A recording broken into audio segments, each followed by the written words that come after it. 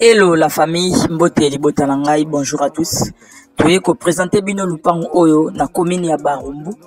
Awa toza na Barumbu, lupango eza deuxième parcelle na Macadam. Ezalaki na projet ya R+1 mais atongaki rez-de-chaussée. Tokota na kati totala bandako oyo atongaki na rez-de-chaussée déjà asilisaki et batu baluaka yango. Locataire azalaki awa abimaki ndako na mincho eza vide. Donc le pan na biso eza na commune ya Barumbu na bandai koloba dès le départ. Donc eza deuxième parcelle na Macadam.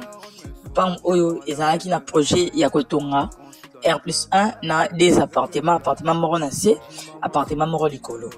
Mais l'homme propose, Dieu dispose.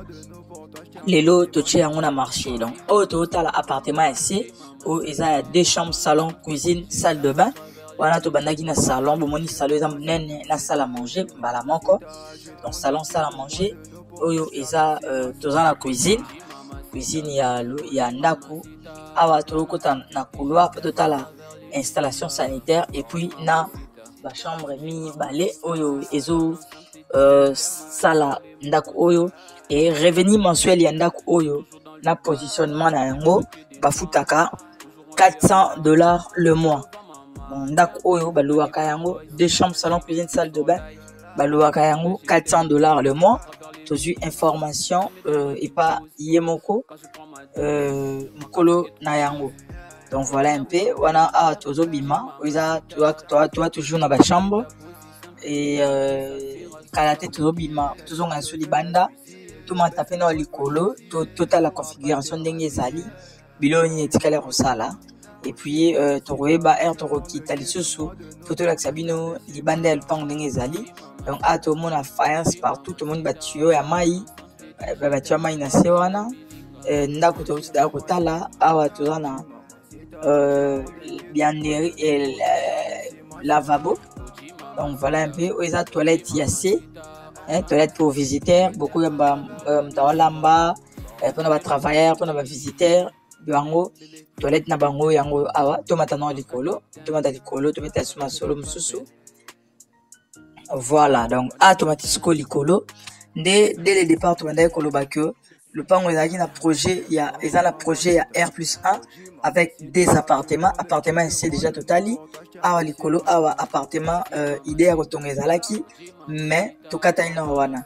Donc voilà quartier ndenge ezali na lobaki na bino ke le pan eza deuxième parcelle na Macadam otola que ça vie voisinage ndenge ba voisin pe ba somba ba tonga.